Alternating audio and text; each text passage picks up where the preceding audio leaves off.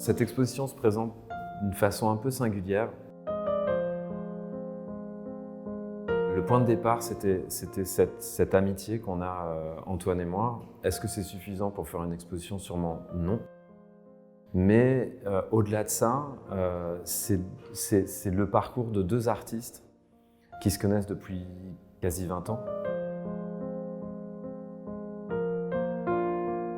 Le titre de l'exposition « À l'ombre des nuages, nos abris dérisoires » a été conçu en deux parties. J'ai d'abord proposé « À l'ombre des nuages » parce que je voulais travailler sur l'idée de tempête. Donc c'est deux expos solo, mais qui sont quand même reliées entre elles et connectées.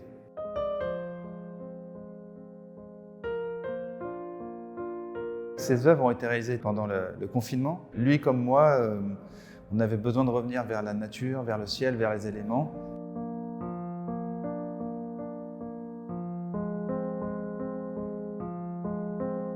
Pendant le confinement, donc il y a eu ces dessins un peu durs, où je suis dans la main d'un squelette, où je tire, où j'essaye de lui tirer dessus.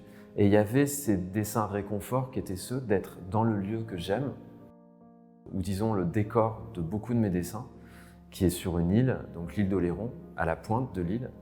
Il y a une plage qui disparaît, en fait, au fur et à mesure, mangée par la montée des eaux, et face à une forêt qui, elle, est mangée par le sel. Elle tombe. Les arbres qui sont là sont des éléments qui sont autant de matériaux pour construire ces cabanes, ces abris dérisoires. Je pense qu'il y avait une urgence. Il y avait l'urgence de créer certaines images. J'avais le sentiment qu'en fait, c'était les dernières que je ferais.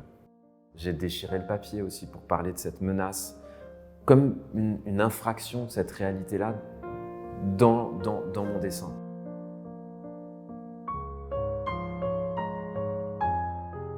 Dans mes œuvres, il y a la tempête qui arrive, on ne sait pas exactement ce qui se passe. Je voulais une sorte de montée des eaux. Et c'est un travail qui est totalement différent du précédent, qui était sur la vanité de l'homme à faire la fête avec insouciance jusqu'à plus soif. Ici, je voulais un monde épuré, vidé de ses occupants, et qu'on ait deux personnages, un homme et une femme, qui sont comme des Adam et Ève déchus de lendemain de fête et qui se retrouvent dans un univers sans hommes et avec des éléments qui sont tirés de la peinture de Bruegel, comme le Triomphe de la mort, où il y a un chariot avec des squelettes qui, eux, ramassent des masques des anciens carnavaliers.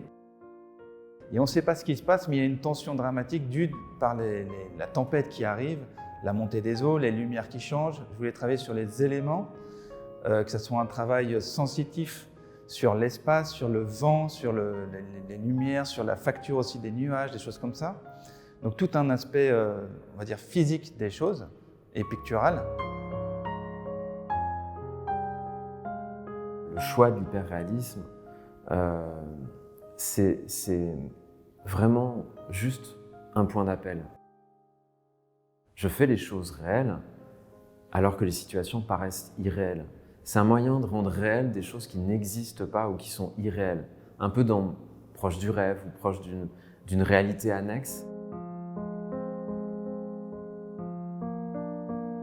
Ce que je veux, c'est qu'on puisse, dans un premier temps, s'attacher à regarder l'image, et dans un second, et j'espère que c'est possible, peut-être que ça n'arrive pas toujours, qu'on puisse se dire mais qu'est-ce que ça raconte, qu'est-ce qu'il a voulu dire. Pour moi, c'est comme ça que j'interprète le réalisme, et c'est comme ça que j'essaye de le poser sur la feuille. Sinon, ce serait inintéressant pour moi. Quand j'étais étudiant aux Beaux-Arts, j'étais ébahi par les œuvres de Rubens, de Vermeer, de Rembrandt, et tout ce travail pictural qui est de la couche et de la surcouche, du glacis, des trames de peinture qui se superposent, et donc un travail de matière, de profondeur.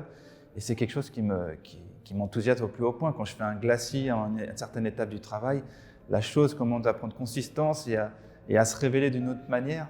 Et là, c'est émouvant pour moi.